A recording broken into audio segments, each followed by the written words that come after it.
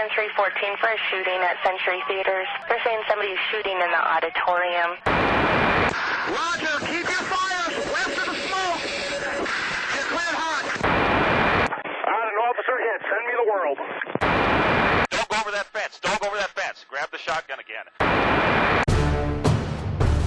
Welcome to Tactical Tangents.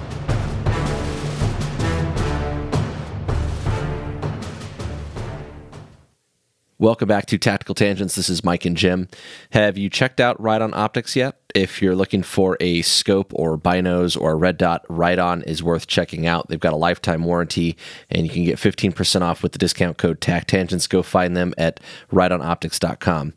Also, Jim, I might have mentioned this, but we're trying to come up with some t-shirt ideas. Oh? And somewhere I read in like a marketing thing that a lot of the best slogans come by accident. And so there we were, Facebooking, and Jim says something like serving a tasty burger, but tactical. And one of our listeners was like, "That actually sounds perfect." And so we're chewing on that. But that's kind of our that's where we're at right this minute is podcast stuff, work stuff. What you got going on? A lot of work stuff. I have a lot of work trips coming up. So I'm excited about that. I'm in a stage in my life where work trips mean being away from the kids. And so I've got 2 kids, and they're hilarious. And I have to come up with some good tactics to keep them entertained and not all mopey and stuff when I'm gone. So that's probably my biggest thing. I gave a talk today at work about special operations forces and about counterterrorism to a bunch of analysts and stuff, and they were interested but silent. It was very weird to give a talk to a bunch of people who had nothing to say. I'm usually surrounded by people who always have something to say, so that was kind of funny. And I've done a few classes at work lately, and they're like scheduled for an hour, but they really only take 30 minutes. Mm-hmm. And, sometimes you ask rhetorical questions when you're giving a presentation, and then sometimes you're like looking for interaction with the audience. And so like these guys have to be there. They have to sit through this class at work. And I'm like, look, guys, it's scheduled for an hour. You want the 30-minute version or the hour version? You're going to have to throw me a bone here. Mm-hmm. Man, teaching. So it was actually interesting talking in the terrorism talk. We were talking about what motivates the bad guys, what motivates terrorists. And I think there's a perception, depending on your politics, what motivates terrorists, right? I think on one side of the spectrum, and we don't like to get too political, at least in this part of the project, but I think on one side of the political spectrum, there are people who think, well, they hate us for our freedom. And that's what motivates terrorists is like freedom. That makes no sense to me at all. And I'm red-blooded American, love killing bad guys and fighting the war and stuff, but that way of explaining it just confuses me, frankly. And then there's another side of the spectrum that's like, no, the reason for terrorists is because everything America does ticks off the rest of the world, right? And it's either our support for Israel or it's we're too flag wavy or whatever, and that's just as confusing. And they look at it as narcissistic. It's us, maybe. Yeah. And it's not about you, it turns out. And so I've found, at least in this class, I had to explain a little bit, like, no, really, what motivates them, and one of the ones that I hear from some political buddies is, well, it's because they're poor, and you can be poor and not be a terrorist. so maybe that's not what it is. And as it happens, some of the most serious, scary terrorists weren't poor at all. They had oodles of money. Osama bin Laden came from a very wealthy family, construction family. So that kind of got me thinking about motivation, and I remember back in the day we had a class Mike and I both took a class on leadership when we were like 13. And they talked about this triangle pyramid of what motivates people. It looks like the little food triangle pyramid from like the back of cereal boxes from back in the day. Maslow's hierarchy. And Maslow's hierarchy is an interesting concept. It's old. It's from like the 40s and 50s. And specifically, the guy initially kind of came up with it in the early 40s and teased it out through the 40s and into the 50s. But why do you think kids get involved with gangs? At what point do you consider it okay to lie, cheat, or steal if you need it to survive? What happens if a young child grows up and has never felt like he or she was acknowledged for his or her efforts? So what we want to talk about today is motivation in humans. And not only does this have implications in the leadership and teaching realms, but it also might help you understand why people behave a certain way, kind of like what Jim is saying, how the bad guys behave or how people who are just different from you behave.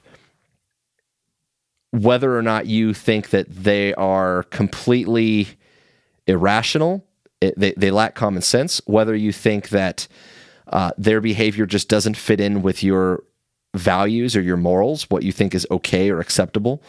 And Maslow's hierarchy is a concept that can help us kind of examine that. So the psychologist named Abraham Maslow created this pyramid thing that Jim is talking about.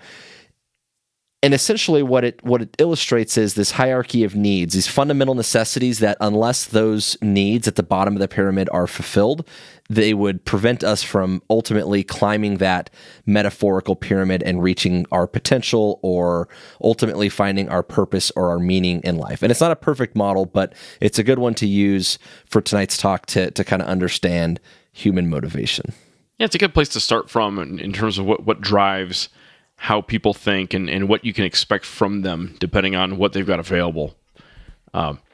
So I've got a war story. It's what I do best. I was in Afghanistan. It was my first trip to Afghanistan, and I was on a big base. We hired local Afghans, like a crew of them, to take our trash out. And we had vetted these guys pretty carefully because we're letting them on the base, but we still wanted to kind of escort them around and make sure they weren't, getting into things they shouldn't or stealing things, whatever. And by Afghan standards, we paid them pretty well. They were making good money from us. Still nothing compared to like U.S. minimum wage, but still, by their standards, real good. And I'm following them around, and they're taking out the trash, and they kind of scurry around.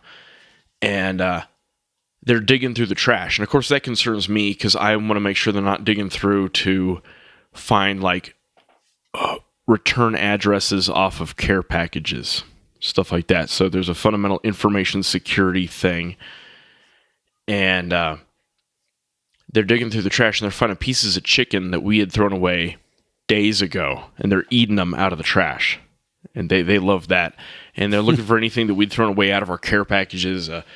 People get sunblock and suntan lotion, and you get more than you know what to do with, and you end up throwing a lot of it away. You don't want to. You run out of space. And they were taking this stuff and they were just dousing themselves with it. They thought that was the coolest thing in the world. And one guy comes up to me and he finds these diet pills, like ephedra, like diet pills. And he's like, no pork, I eat. And I'm like, no, dude. No. The guy was like maybe 70 pounds, 6'3". And I'm like, you'll die. Don't. And he looked so sad. And I felt really bad. And I gave him like a candy bar. I'm sure that's an act he does just to screw with Americans, whatever. And so they're going through the trash, and someone had actually thrown away a Bible. And, that's unusual. But again, you have a very small living space. People get a lot of things in care packages. There's nothing else you can do with it. You can't just mail it back. And so somebody had thrown that away. And the Afghan guy picked it up very carefully and very carefully handed it back to me, which I thought was kind of interesting. And fundamentally good dudes, and it was funny to see things like what they were throwing away. They were throwing away boxes for giant flat screen TVs that we had bought, that we had up, sometimes in the operations center, but also sometimes like in the gym.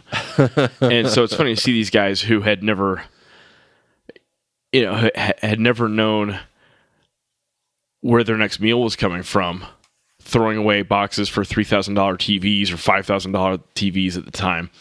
And I'm just like, man, we don't get it. We don't understand what these people really need and how to help them. And again, these were relatively wealthy Afghans. And so one of my goals here on this talk, before I get too serious and like lectury, is empathy, which is the ability to sense and understand what other people are feeling and thinking, is huge. It's part of leadership. It's part of tactical decision making and reading people. And a lot of the tactical communities are awful at it. I've seen cops who are awful at it. I've seen military guys who are awful at it. I've seen concealed carriers and open carriers who are awful at it, who just can't even picture what effect their behavior is having on other people, right? So empathy is a big deal. And I'm going to talk a lot about money and being rich or poor or whatever. And I have no idea, as you're listening to this now, you personally, I have no idea whether you're rich or poor, or compared to me, whether you're rich or poor. I don't know. But odds are good you've never eaten chicken out of the trash, right? Most Americans never have, although some certainly do.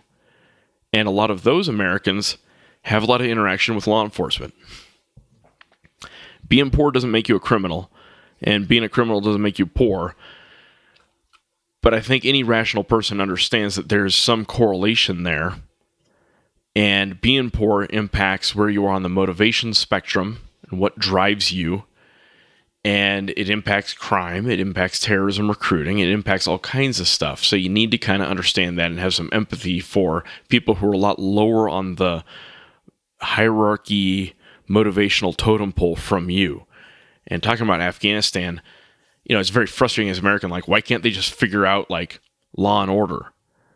Well, you don't give a crap about law and order if you're eating chicken out of the trash. You just don't. Yeah. Right? And it's also, when you come from a place that hasn't, for some cultures, it's not the same level of given it is for most Americans or for most other countries. You go to some of these places in the world that have been faced with war and conflict for a lot of these people for their entire lives, and that's all they've ever known. Their landscape is completely different from ours. And so the Maslow's hierarchy thing has gotten some criticism, and that's one of the things, is that the ranking, the hierarchical nature of the pyramid might be out of sync or maybe in the wrong order. And so you have to just take it with a grain of salt and consider that it's one way of looking at it. Yeah, and that these are the areas to consider. And I think if you look at the empathy thing, one thing that I see a lot of cops do is they'll be interviewing, a suspect of insert whatever crime here, and they're trying to establish whether or not this person is lying to them, or whether who the dope in the car belongs to, or who stole the PlayStation game from the Walmart or whatever. And during that conversation, when they realize that they're getting lied to, they just they'll throw this thing back at them like, do you think I was stupid? Do you think I was just born yesterday? And I'm not saying that that's not a useful tactic at times. It could be. Absolutely, I've called out my fair share of people who are lying to me, but the empathy angle here is if you understand what they're motivated by, there's a tactical advantage that comes with it, and maybe getting them to acknowledge or give you the information that you're after, right? So if you understand where they're coming from and why they might have stolen this item, it helps. And so we're going to go through what these needs are, and I'll talk about some ways, but as we go through, I want you to think about how psychologically we can cheat our way through these needs.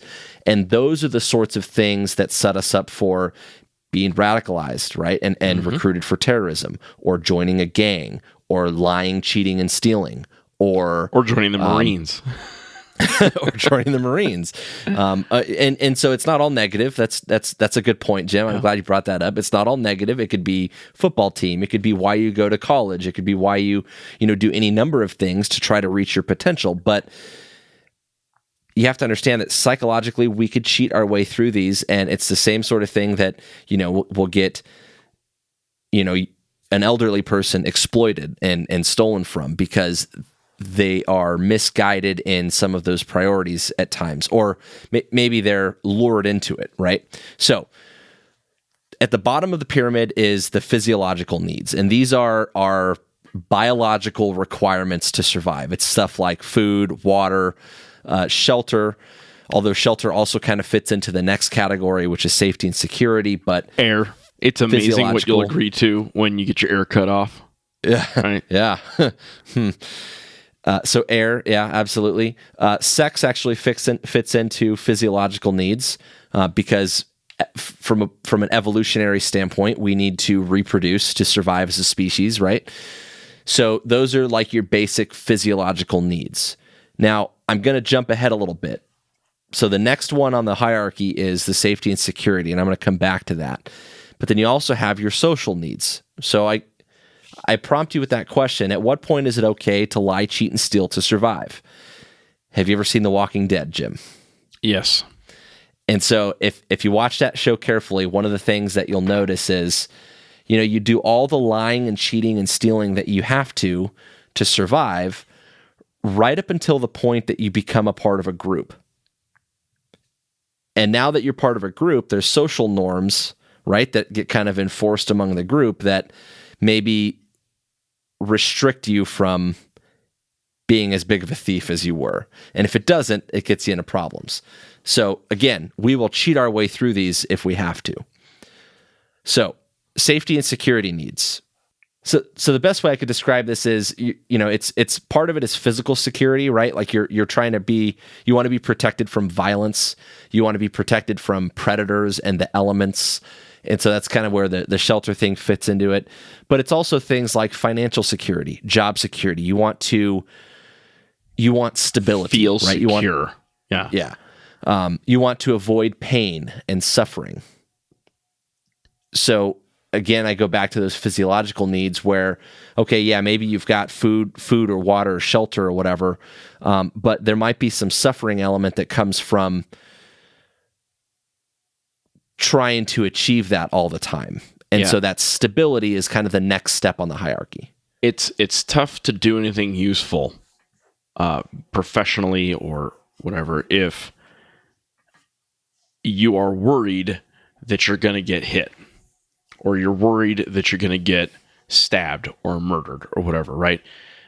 So, for example, a battered wife. And there are plenty of battered women who function just fine out in society while they're being battered. However, you have to imagine how much that would impact your ability to function just through daily tasks if you don't know when husband's going to come home and put 5 across your eyes, right? So that's one example. Another example I would think of is in a community, if crime is the dominant concern in that community, it's tough to do anything useful economically. It's tough to get investment. It's tough to keep businesses open. People will generally avoid the part of town that they know is rough. And so it's tough to do business in a part of town that's rough, right? And so security, kind of big picture, not just for an individual, but for a group or a community, is like a necessary condition to doing anything else. To having a working, functioning community, you've got to have that baseline level of safety and security. Otherwise, people aren't going to walk down the street if they think they're going to get mugged. Yeah, it's hard to have an open market, for example. That's going to get blown up every Tuesday. Right. You know, I think the economy is a good angle to go because, again, we talk about the economy is ultimately what allows us to have that financial independence, right? That's how we have a job. We make our money, and the job and the money helps us go buy the food, pay the rent, and it goes back to those physiological needs. So you can kind of see how these start to link together. So social needs are, we as humans, we have this need for social belonging. And this comes from companionship, it comes from love and romance and family, and it also comes from interacting with other people. So I go back to the gangs thing. If you are in a vulnerable spot where you don't feel like you have belonging with another group of people, you might be susceptible to get recruited into a gang, for example, as a young kid. You can also get recruited into like the football team or the soccer team or something like that. But this is where, there's tipping points throughout our lives where, if those needs are not getting met, then we'll cheat it. And that's where you can go down the wrong path. You're the company that you keep and all that, right? So it's one way to look at it. I got one. I found this on the internet. It's a quotation I've heard a number of times, particularly overseas, about how people in the Arab world structure their social hierarchy and their social belonging. And it goes, it's attributed to the Bedouins, which is a subset of kind of the Arab world. It says, I against my brothers. I and my brothers against my cousins. I and my brothers and cousins against the world. Right? And so there's this social hierarchy to them of, well, I'll lie to my brother unless it's a thing about, my brother and me against somebody else, and then we're a team. Or our village against the next village over, or the next village over and us against the guys, across the country. And in places like Afghanistan or Iraq, it's hard to give them like a sense of national unity when they don't see that at all. Yeah, think Right. about how united America was the days after 9/11. Yep. Everyone is very patriotic. And this is another Or thing. before the Civil War and after the Civil War. Right. Yeah. And this is another thing that we go back to. There's cultural differences here, and these needs could be in different orders for different groups of people. But in some cultures in America, our part of our identity, our social identity, is that freedom stuff. And in other cultures, it's not necessarily freedom; it's acceptance, right? It's being it's making our families proud or whatever that might mean. It could, it's not necessarily about the liberty, freedom, and independence that Americans have been kind of conditioned to value. They might really be looking at it from a different perspective. And I'm not making a case that one is wrong or, better than the other. I'm just saying we have to acknowledge that they're different potentially. The example that I always go back to is the kid joining a gang thing, right? With the right leadership, with the right influence, a kid can find acceptance doing any number of things. But consider this perfect storm where you grow up in a house that, mom or dad have an abusive relationship. They're constantly at each other's throats. Maybe there's a substance abuse issue going on, or some poverty, or whatever. Food is limited. Safety and security, that stability is not there. You live in a rough part of town, so that safety and security thing becomes an even bigger problem because there's violence. There's other people that are, pillaging or stealing, or You're walking home from school every day getting jumped. yeah, something like that, right? Yep. And you can see this perfect storm where now you're this lonely kid that doesn't have a lot of his needs being met, and around come this group of kids that have money, That'll that keep can you from keep getting you jumped. safe. Yeah. Yep. And all these things, and also give you that sense of belonging that you're not getting at home because your family life is a mess. Well, this is a perfect storm for this kid joining this gang and growing up in a life full of trouble. So, and I'm not saying that some kids don't just make poor choices growing up and distance themselves. It's not that all, that households are bad and people can't find their own way out of it, maybe. At the end of the day, you make your own decisions, and you're responsible for your own decisions and who you join and what you do. But you could see how that could set you up for a trap. Pressures, right? You get a lot of pressures. I'm going to sideline us a little bit. Mike, how often when you're dealing with the criminal element, how often would you say you're dealing with a gang member versus a standalone criminal? Like, what's the ratio of bad guy versus bad guy who's in a gang? The gang is the minority. More often than not, they are not. No one is affiliated with a gang. More often than not, but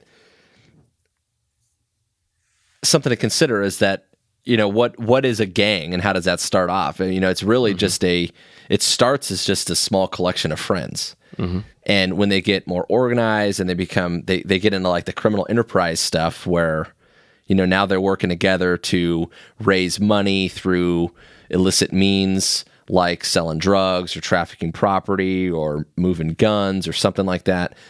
That's where it starts to cross that legal threshold where now you're becoming an organized, like a street gang or something.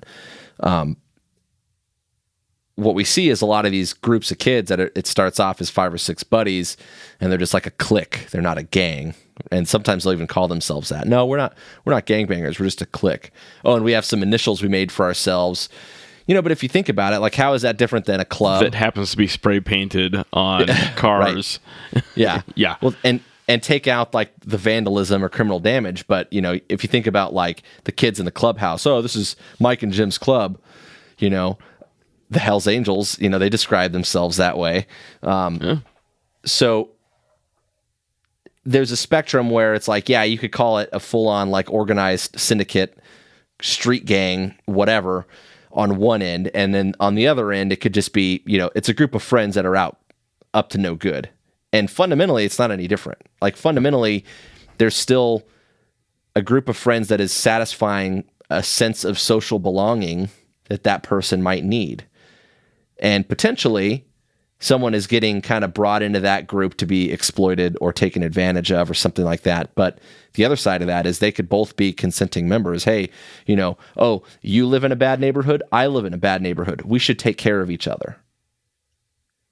And that doesn't have to be criminal. That could be positive. Perfectly. Hey, let's get each other into college. Perfectly legit. Or legitimately, let's just watch out for one another. You know what I mean? So it's not a bad thing, but it still fits into this whole hierarchy.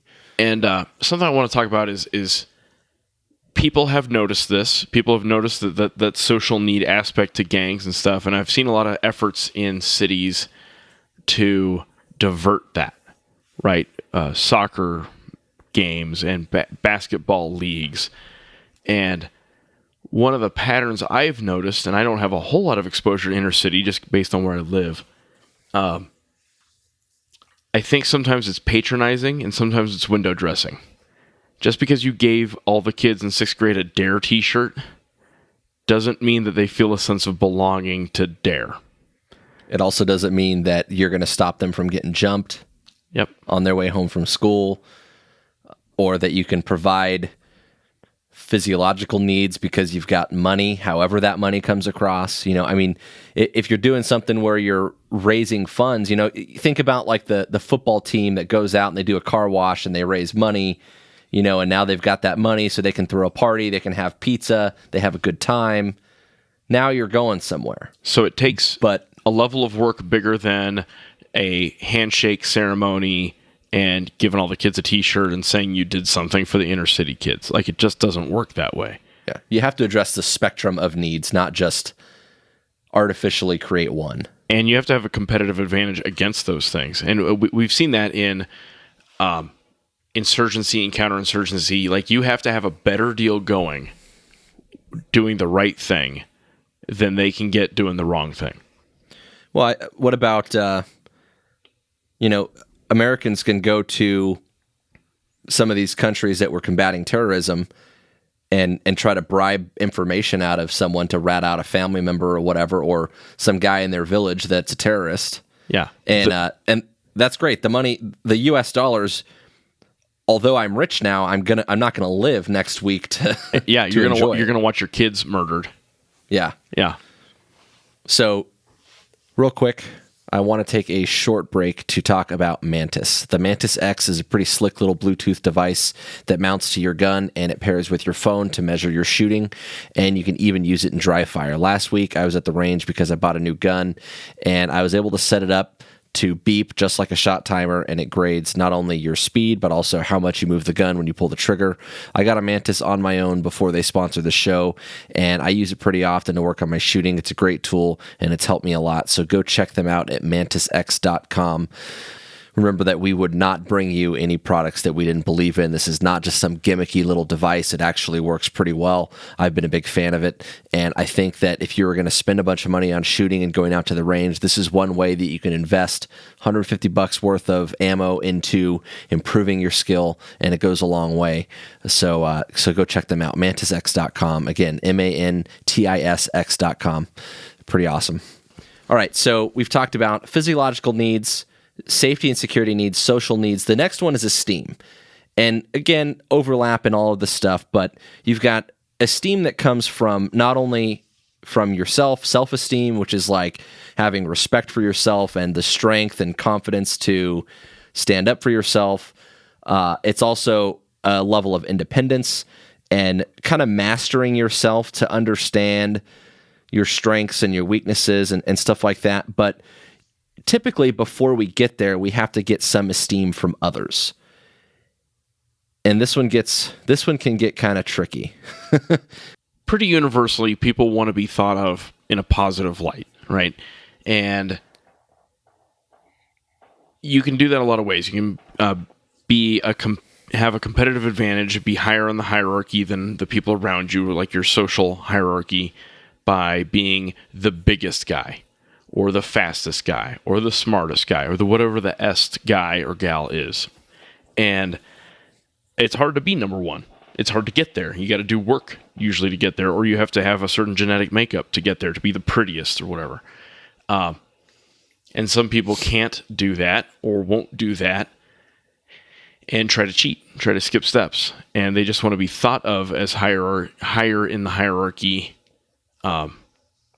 by way of Burging, basking in reflected glory.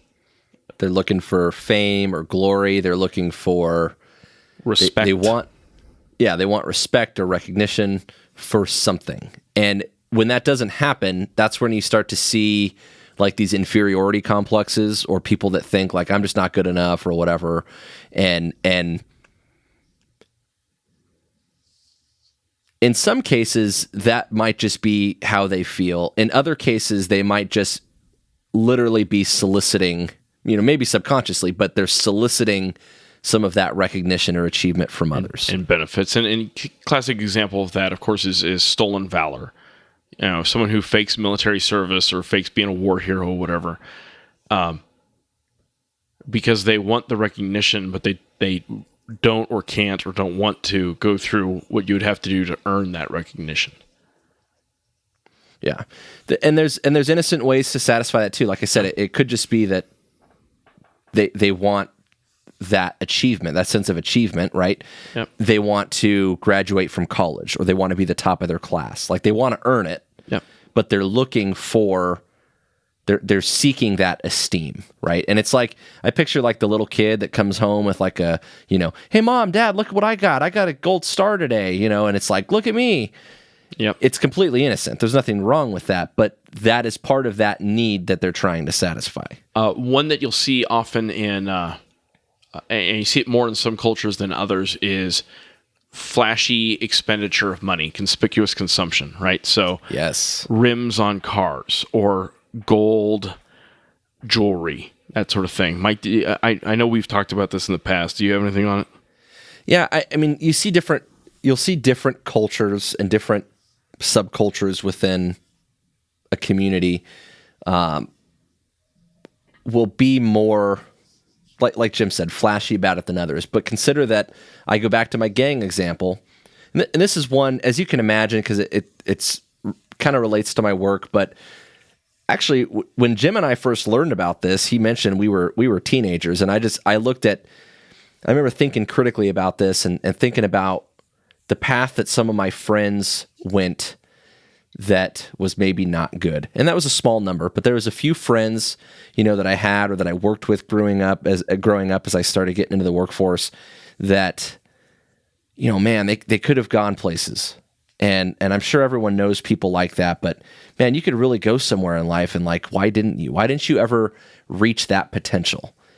And when I started thinking about this Maslow's hierarchy thing, I thought, okay, so where did life go wrong for these people? And it's not maybe, it's not that they have it all wrong and that they're doomed or whatever, but maybe just took a couple missteps and hopefully they regain their footing or whatever. But I think about the gang stuff just as an example, as kind of a hyperbole, but it starts with that safety security thing, and then it goes into that social thing, like you can come be part of us, we'll let you in our club, and then now you need respect and recognition, and you want to be at the top, and you want to have the money, you want the car, you want this, you want that, and you don't have to be a gangbanger to want the money and the car and this and that.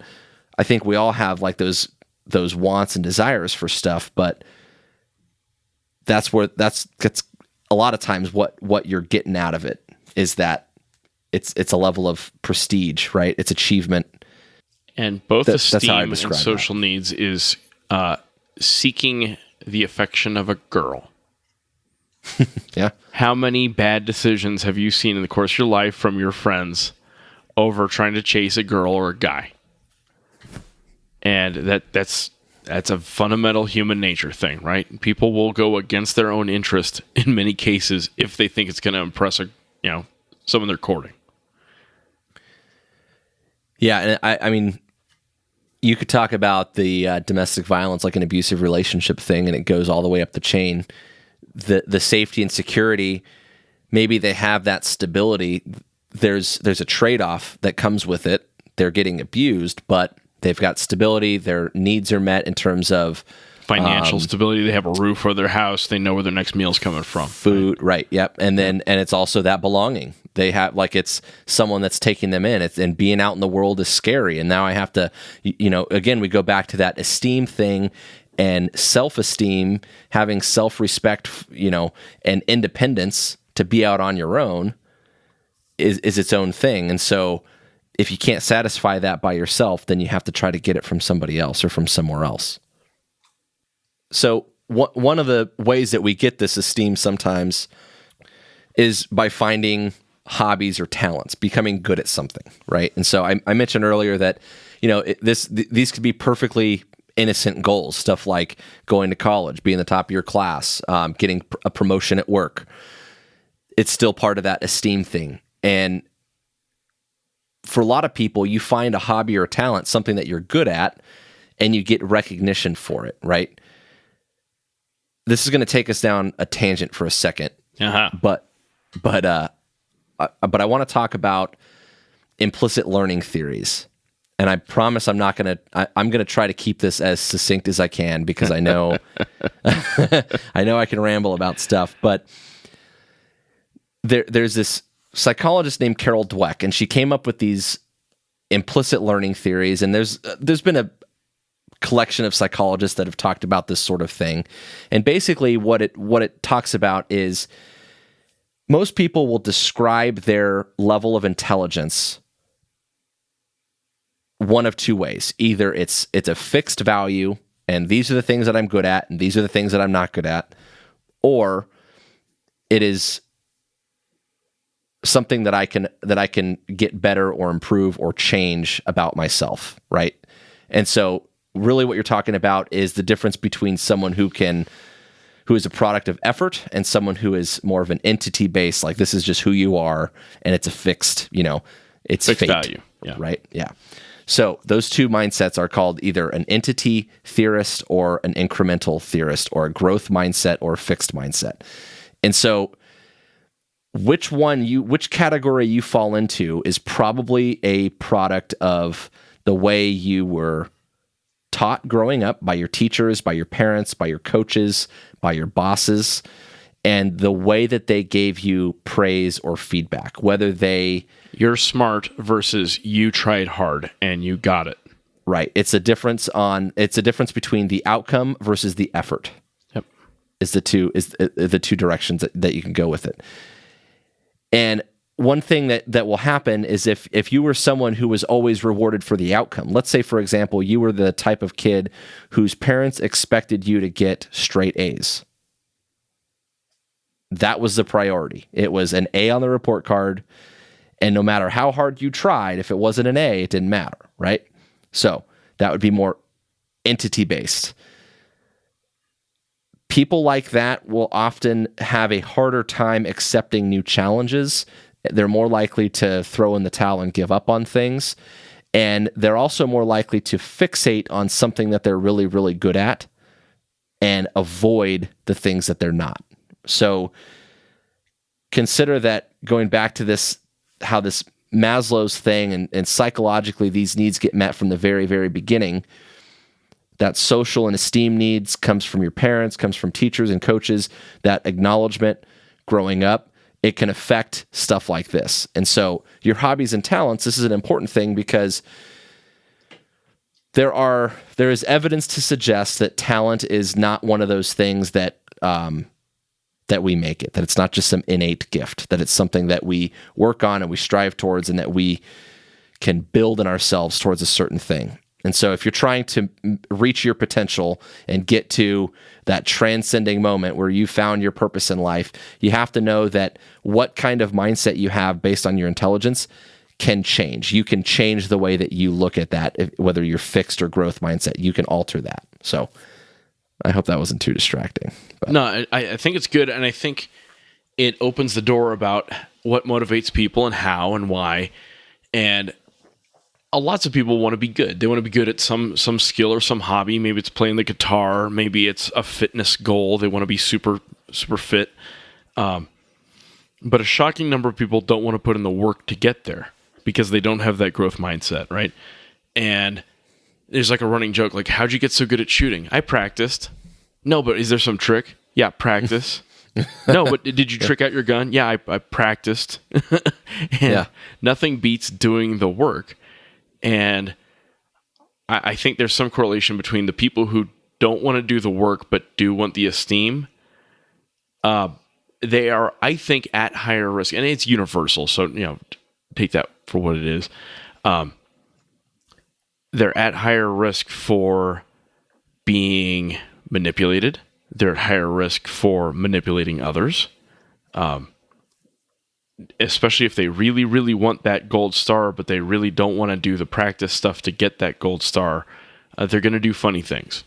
And we will psychologically cheat our way to it. And so that's where you see the stolen valor. That's where you see lip syncing. Yeah. Milli Vanilli. Yeah. So, and in terms of motivation, this is what you have to kind of wrap this up a little bit.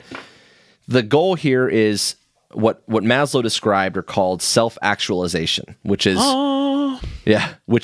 reaching your potential, right? Actualizing what it is that you think you're meant to do.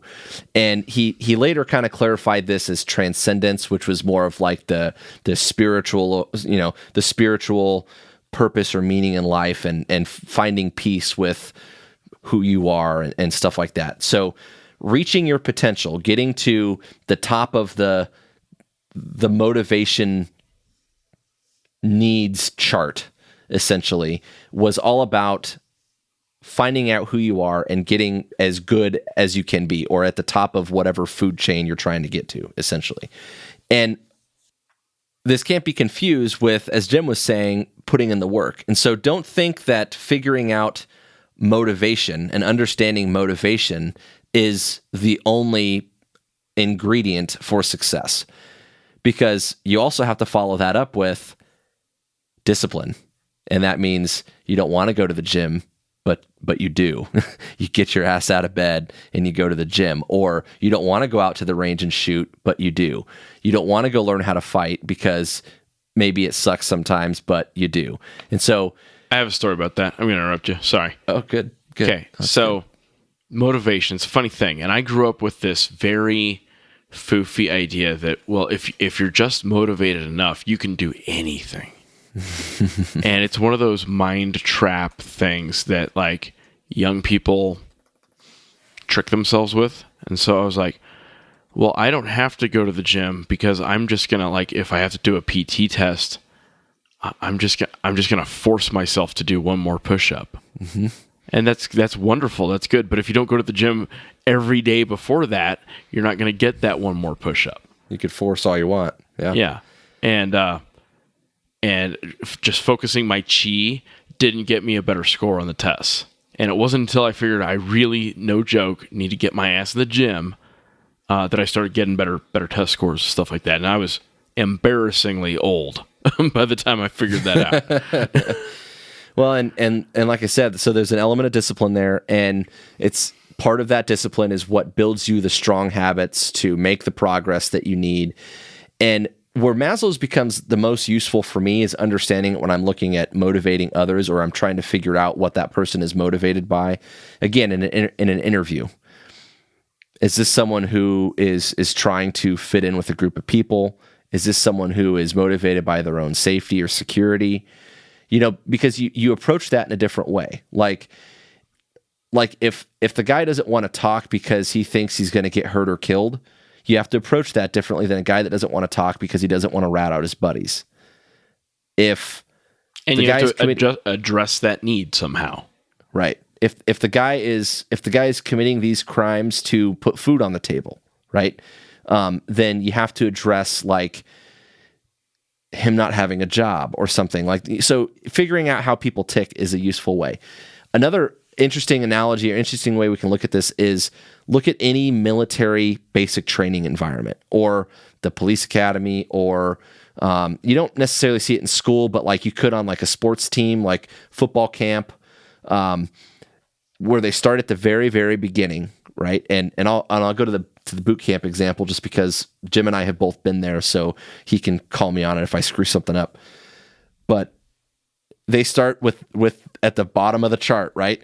Your sleep is when I say, your food is when I say, you get this much time for everything, you know, and you kind of have to suffer through some of those physiological needs. They'll satisfy those needs, and then it becomes some of the safety and security stuff. And remember, safety and security isn't just getting injured, it's also avoiding instability, and it's avoiding not pain having and a suffering. drill sergeant in your face. Yeah. Well, and the instability thing, think about predictability in your schedule, not knowing when he's going to pop his head in and chuck up on you, you know? So they start at the very bottom, and that's kind of how they quote unquote break you down, right? And they start building you back up, and then before long, you're rah Air Force, you know, you're part of this group or team, and you have this flight identity, you know, team identity, whatever, starting to satisfy those social needs. Some people need that esteem stuff, so then you have leadership positions within your organization, or you're trying to win the honor flight award. You want to be the best group in the squadron or whatever, and so you're working your way through these, right? And what they're doing fundamentally is they're starting at the bottom and they're trying to keep you motivated. Once you know that, okay, I'm going to eat at these times, or they're going to feed me, you know, now it's time to bump it up to the next thing and try to motivate you another way. Maybe that means push-ups or burpees or something, but all right. Another thing on the self-actualization thing is a sense of purpose is a remarkably motivating thing. And I talked about poor as it relates to recruiting terrorists, and one of the things I'd highlight is some of the most serious terrorists, like I said, didn't grow up poor. They grew up bored. Yeah. They were the third son in the family. They weren't going to inherit the family business. They weren't going to get set up with a good dowry for a wife. And they just kind of sit there. You know, most of their needs are probably met depending on where they live. Well, you could consider that. Let's just say hypothetically in that scenario, mom and dad are very successful. They make good money, but maybe they're really busy. Maybe they have a lot of There's a music video about that. yeah. Yeah. Maybe they've got like a lot of friends and politicians and important people or whatever that they're constantly mingling with and whatever. And so the kid could be maybe a little bit on the neglected side. Maybe not criminally neglected, like they're not having those physiological needs met, but in terms of emotional needs, specifically that social family sense of belonging, right? And so what becomes an attractive group? They can go be a member of another group. And if it's not the soccer team, then maybe it's someone with these other ideals or this other sense of purpose. Like the other school shooter, right? That's where you saw Harrison Klebold at Columbine. If you look into their history, and there's a book about them called Columbine by Dave Cullen, highly recommend it, where it talks a lot of it, they were just bored, irritated, didn't really like anyone, didn't really like their family, didn't like people. They had each other. And one kid by himself may not have ended up as the shooter. He was more depressive and more kind of suicidal than homicidal, but the other one gave him a sense of purpose and a sense of belonging and a sense of esteem. Yeah, some recognition. Yep. One of the points of criticism for Maslow's is that I saw a note somewhere that he was basically known for studying like the top 1%. He wanted to understand what his thought of like an ideal person would be. And so he didn't look at people with like mental illness. He didn't look at people that were, criminal elements and stuff, because he wasn't trying to figure them out necessarily. He was trying to figure out what the elites were. Yeah, something like that. And so that's one of the criticisms of Maslow's. I don't know, granted I'm not a psychologist, but I don't know that really hurts the philosophy behind it, because it still gets us talking, it gets us thinking, it gets us trying to... It's like anything. It's like 21 Foot, right? Where it's a guideline, it's a place to start, it's something to think about when you're talking to someone, kind of assessing, what's driving this person right now? Why is this person lying to me? Why did this person steal the DVD or whatever? Do people still watch DVDs? I don't know. But, why'd they steal the DVD? Well, maybe it's because they're crazy, or maybe it's because that's what's important in their world, is having something to entertain their friends with. It's also you're mentoring somebody, or you're talking to your little brother or your little cousin or your bro, and you're like, dude, like, what are you doing? Why is your life taking this track? Or maybe it's, hey man, like you got this. You can get where you want to be. You just need to apply yourself. You could start to look at those things and maybe ask, like, well, what is it that you're, what's the disconnect? What's missing out of this picture, out of this puzzle? And maybe you can figure that out and help them out that way. Food for thought. So a final thought on this is, as you are trying to motivate people, understand that people are trying to motivate you. And not always for good things. Sometimes they're trying to manipulate you or deceive you or steal from you or murder you. And they will often exploit these needs to control you. And so if you're self-aware and you kind of know where you are on the hierarchy and you know where you're vulnerable, it's a lot harder to corner you in an abusive relationship. It's a lot harder to peer pressure you to meet your social needs into doing something stupid. Or I've seen a lot of people at work motivated by, well, if you just stay at work a little bit longer, maybe we'll get you the professional of the quarter award or the student of the month award. And I've watched people wreck their families because they're chasing an award, or they're chasing recognition or a promotion. And there might be good reasons to chase that promotion. I wouldn't know, but yeah. But do it knowingly.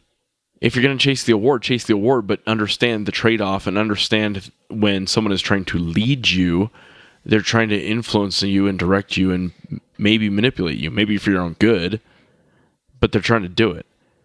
Yeah, I mean, if you are motivated by something, if you see a shiny object, ask yourself what need that's satisfying. Because consider how low on the chart, for example, sex is. And don't think for a second that someone won't exploit you over sex. Like we talked about how chasing a girl or guy will get you in all kinds of trouble. That's a perfect one to be careful about. Not to mention that social needs thing, sense of love and romance and belonging and whatever, is also pretty low on the hierarchy. Another one that I think about that I'm glad you mentioned the peer pressure thing. We didn't even really talk about that at all. But yeah, social needs, like, do you want to be part of our group or not? Are you one of us or not? Do you want respect or not? Right. One common one is, especially in the elderly population, is they'll get exploited for money through the basis of safety and security in their finances. So let me make sure that no one, cheats you out of your life insurance, or let me make sure that whatever. And so they'll use that as kind of a ploy to get into the bank accounts or whatever. So yeah, you have to look at it from both angles. So yeah, and foreign countries do these things when they're trying to influence us as a country. Terrorist groups are trying to influence us, by screwing with our sense of safety and security. They're trying to shift our political decisions. And sometimes it works. They've made it so expensive and so dangerous to operate in the Arabian Peninsula that a lot of companies just won't. That has absolutely influenced the United States' presence in Central Asia. Yep. All right, so Maslow's hierarchy, you got physiological needs at the bottom, safety and security needs, social needs, which is that family, belonging, society, love, romance, kind of all fits into that stuff. Esteem, both from others and of yourself. And ultimately, that self-actualization and transcendence kind of at the top of the chart. Aww. So, yeah.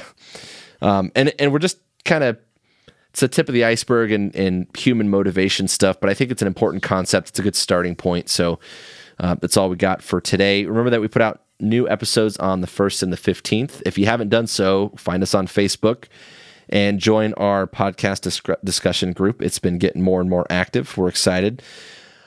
We're also on Instagram and Twitter. If you're looking for us on there, go make sure you like and share our stuff. And that's all I got. Jim, anything else? Yeah, I have one more thing.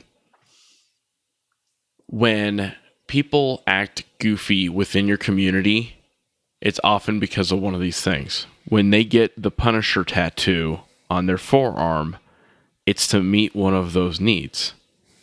They're trying to establish themselves as more dominant than the bad guys, right? There's some esteem thing. It's an identity thing. An identity thing. When they put the thin blue line on their car and their forearm and their t-shirt, that's an identity thing. That's helping them meet a social need, whether it's appropriate or not, whether it's helps their personal security or not, they'll do it. And military guys do it too. When you see the, Marine Corps Eagle Globe and Anchor sticker on the back of the car, that's what they're saying, right? And that affects both their social needs and their esteem stuff. And I understand it. I appreciate it, respect it. I've got plenty of t-shirts that say all sorts of military stuff on them. But do it knowingly. Do it knowing that you're doing it to meet a need, which is fine. And also there's a trade-off, which is you're giving up some security for it. That's all I got. Yeah. And that some of that social and esteem stuff that you're finding from that identity is partly because maybe it helps establish that stability and that security, right? It's kind of your safety net. Yep. So it all fits in. It's all tied together. So Don't forget to go check out one of our new sponsors, Point 6. Merino wool is a little more expensive than your traditional cotton or those synthetic polyester materials, but it does a much better job of managing moisture and regulating body temperature, so it's worth investing if you spend a lot of time outdoors. Point 6 socks in particular have a lifetime guarantee, so if you fork out the cash up front, you should be set basically forever on socks, so go check them out, point6.com. It's POINT, the number 6.com, point6.com. Also, if you want to support the show, head over to Patreon, give us $1. You can make a regular donation for each new episode on Patreon. Or if you'd rather support us on GoFundMe, that's cool too. Just search for Tactical Tangents. Subscribe and leave us a review if you like what we got going on, and make sure you tell your friends. You can find us on social media at Tac Tangents, and that's all we got. We'll see you next time. Cool.